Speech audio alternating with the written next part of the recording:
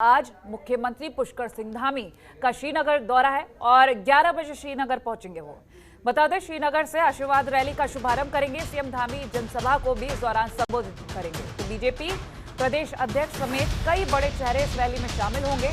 CM के कार्यक्रम को लेकर पूरी तैयारियां हो चुकी हैं। इलेक्शन से पहले ये तैयारियां नजर आ रही हैं। श्रीनगर से आशीर्वाद रैली का शुभारंभ करेंगे और जनसभा को भी संबोधित करेंगे सीएम पुष्कर सिंह धामी। प्रदेश अध्यक्ष मदन कौशिक समेत कई बड़े चेहरे इस रैली में शामिल होंगे।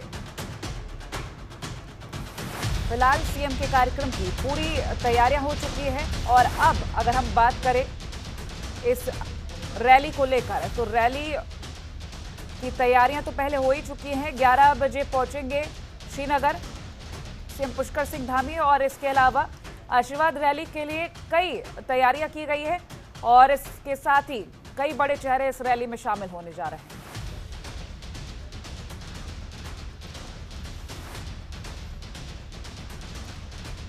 ब्यूरो चीफ सुरेंद्र ढाका हमारे साथ लाइव जुड़ गए हैं, उनसे जानकारी लेंगे। सुरेंद्र, तमाम तैयारियां दिख रही हैं और 11 बजे पहुंच भी जाएंगे श्रीनगर सीएम धामी, क्या कुछ अपडेट?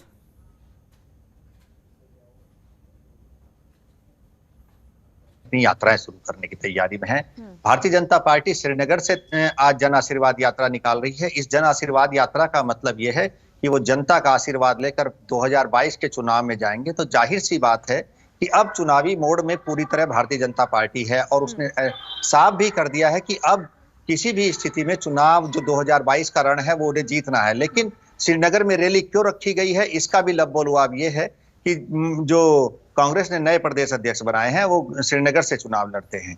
श्रीनगर से चुनाव लड़ते हैं। प्रदेश अध्यक्ष को घेरने का प्रदेश अध्यक्ष के इलाके से ये रैली शुरू की जा रही है और इस रैली का साफ मकसद ये है, खुद मुख्यमंत्री और प्रदेश अध्यक्ष और बीजेपी के तमाम बड़े नेता आज इस जन आशीर्वाद यात्रा में श्रीनगर पहुंच रहे हैं और 11 बजे से ये यात्रा शुरू होनी है और 6 सितंबर तक ये यात्रा चलेगी, जन आशीर्वाद यात्रा। उसके बाद ये अल्मोड़ा से शुरू होगी और 6 सितंबर के बाद जो दूसरे चरण में अल्मोड़ा से ये यात्रा शुरू होगी।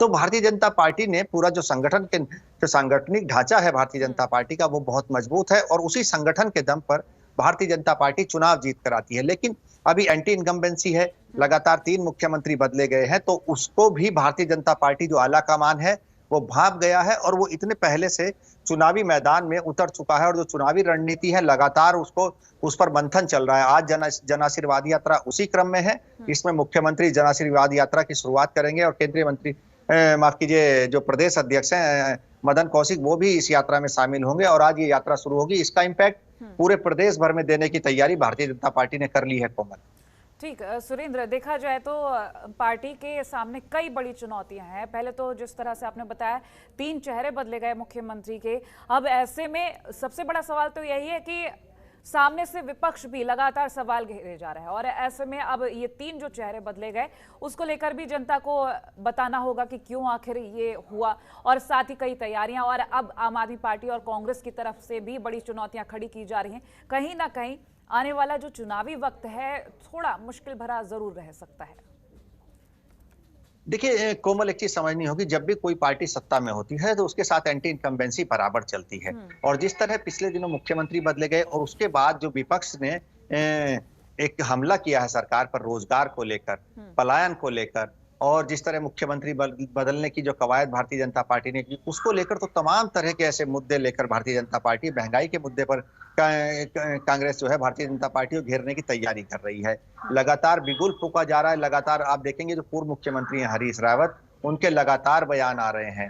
कल उन्होंने सियासत में एक नया भूचाल ला दिया कि भारतीय जनता पार्टी के नेता और ये कर रहे हैं कि वो स्याही फेंकने के नाम पर तेजाब फेंकने की तैयारी कर रहे हैं। तो इस तरह की अगर घटनाएं प्रदेश में होती हैं तो ये बड़ी दुर्भाग्यपूर्ण घटना होगी। तो कम से कम आप अंदाजा लगा सकते हैं जो पूर्व मुख्यमंत्री हरीश रावत का जो उनका एक्सपीरियंस है और एक युवा मुख्यमंत्री, दोनों के बीच में एक जंग होने जा रही है। इस जंग में किसे लाभ होगा ये 2022 के जो चुनावी परिणाम आएंगे उसमें पता चलेगा। लेकिन फिलहाल जंग रोचक हो चली है क्योंकि आम आदमी पार्टी भी इसमें कॉन्टेस्ट कर रही है इस बार। चलिए सुरेंद्र, बने रहिए आप हमारे साथ, आगे भी जानकारी आपसे लेंगे। खबरों के निष्पक्ष विश्लेषण के लिए सब्सक्राइब करें Janatantra TV and press the bell icon. Never miss any update.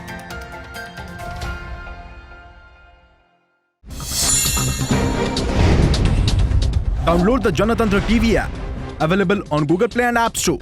Download it now.